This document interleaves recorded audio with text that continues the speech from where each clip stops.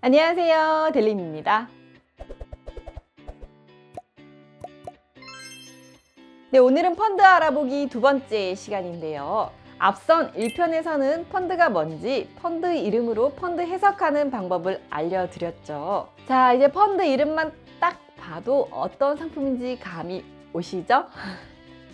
네, 그래서 오늘은 지난 시간에 예고해드린 대로 우리가 펀드를 가입할 때 지불하는 비용에 대해서 알려드릴까 하는데요.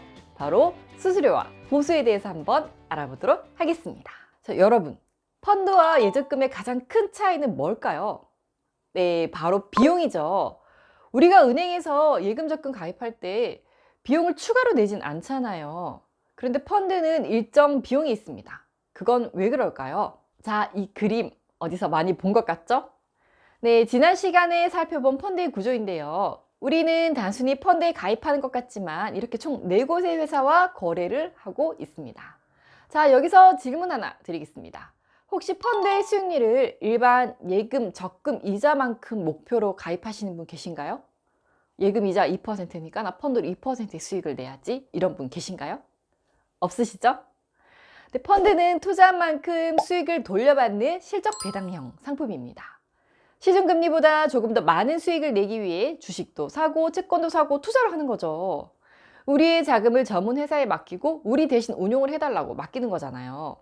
그렇기 때문에 우리 대신 움직여주는 이들에게 비용을 지불하는 겁니다. 자, 그럼 우리는 이 회사들에게 어떤 비용을 지불하게 되는 걸까요? 판매사에게는 판매 수수료와 판매 보수, 자산운용사에는 운용보수, 환매 수수료, 신탁회사는 신탁보수, 일반 사무관리회사는 일반 사무관리 보수를 지불하고 있습니다. 우리가 펀드에 가입하면 가입한 금액에서 이 회사들에게 보수와 수수료를 내야 되죠. 자, 상품명이 다 적기는 뭔가 좀 길고 복잡해 보이죠, 여러분? 지금까지 설명을 드린 것만 봐도. 그래서 수수료 지불 방식에 따라 약속을 정하고 이걸 알파벳으로 만들어서 펀드 이름에 표시를 해뒀습니다. 제가 이걸 펀드의 클래스라고 부르는데요. 여기 표를 보시면 같은 펀드라고 해도 클래스는 여러 종류가 있습니다.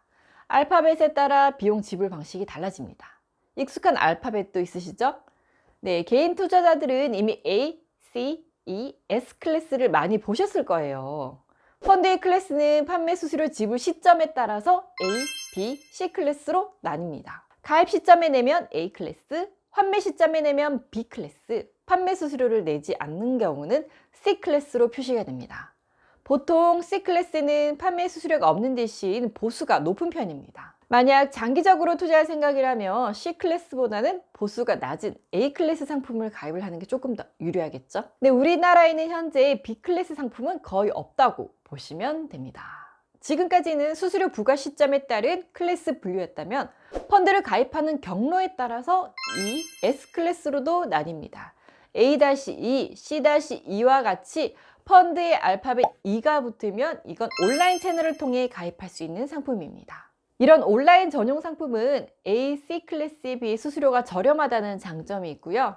또 한 가지 꿀팁을 드리자면 증권사나 은행 창구에서 상담을 받으시고 온라인으로 가입하는 방법도 있겠죠. 자, 그럼 S라고 붙어 있는 거 뭔가요? 라는 의문이 생기실 텐데 이건 펀드 슈퍼마켓에서만 가입할 수 있는 상품이고 이 상품 역시 수수료가 저렴합니다. 자, 이제 본격적으로 펀드 수수료, 보수가 과연 어떤 차이가 있는지를 한번 알아볼까요? 네, 펀드의 판매 수수료는 펀드를 판매한 판매사, 우리가 주로 펀드를 가입하는 곳인 증권사나 은행, 보험회사에 지불하는 비용입니다. 펀드를 가입, 환매할 때 한 번 내가 투자한 원금에서 차감을 합니다.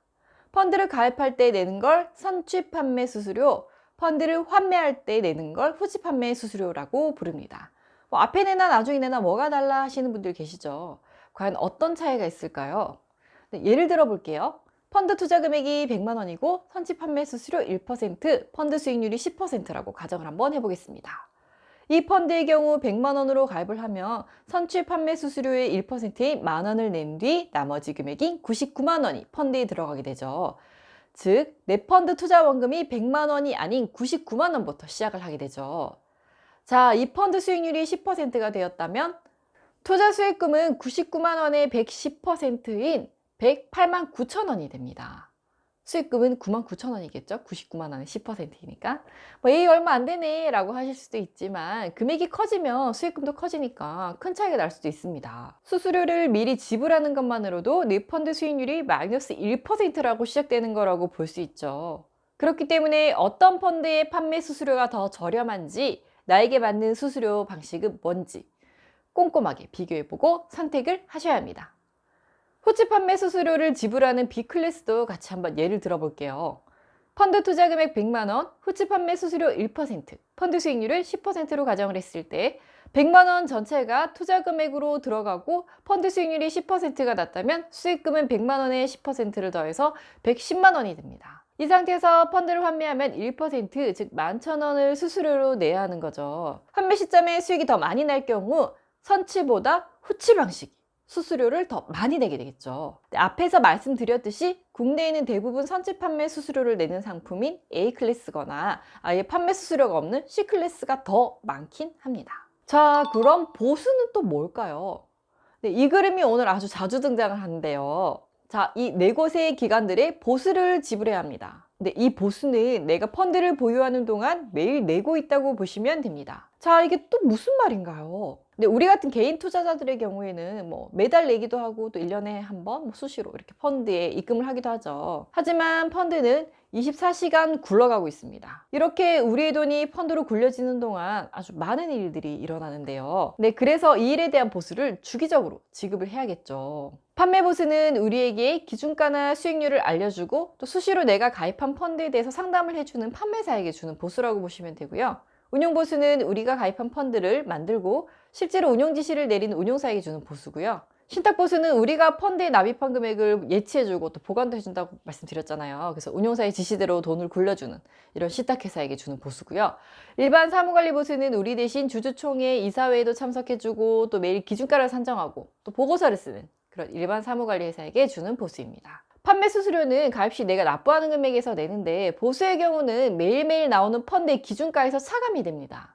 근데 비율을 하자면 펀드 전체 금액에서 일부를 낸다고 생각을 하시면 되고요. 보통 연 0.2%에서 2% 정도인데 매일 조금씩 차감되다 보니까 체감을 못 하실 수도 있습니다. 그래도 기준가에서 차감이 되다 보니까 당연히 수익률에도 아주 조금은 영향을 미치겠죠. 그렇기 때문에 보수도 잘 살펴보고 비교도 해보고 가입을 하셔야 합니다. 자, 여기서 궁금증 하나. 기준가가 뭐지? 라고 생각하시는 분들을 위해 잠시 설명을 드리겠습니다. 어떤 펀드가 하나 탄생을 할 때 이걸 펀드가 설정된다 라고 부르는데 설정일을 기준으로 펀드 기준가는 항상 1,000원으로 시작을 합니다. 펀드도 사고 팔아야 되다 보니까 기준 금액이라든지 거래 단위가 있습니다. 즉 설정일에 내가 10만 원을 납입을 했다면 10만 원 나누기 1,000원, 즉 100좌. 펀드는 좌라고 부르거든요. 그래서 100자로 시작을 하게 되는 겁니다. 물론 선치 수수료가 없는 상품이라는 가정하에서 이런 계산이 나오는 거고요. 기준가는 그날 펀드 운용 결과에 따라서 재산정이 되고 매일 고지가 됩니다. 이 기준가 자체에 보수가 좀 포함되어 있다, 녹여져 있다 라고 보시면 되겠죠. 여러분, 오늘은 펀드와 비용에 대해서 알아봤는데 어떠셨나요? 좀 복잡한 부분이라서 최대한 쉽게 풀어서 설명을 드린 만큼 여러분들에게 많은 도움이 되길 바랍니다. 펀드가 어떻게 운용되는지는 매일매일 이렇게 정확히 알 수는 없지만 비용은 가입 전에 살펴보고 또 비교하면 내가 선택할 수 있는 사항이잖아요.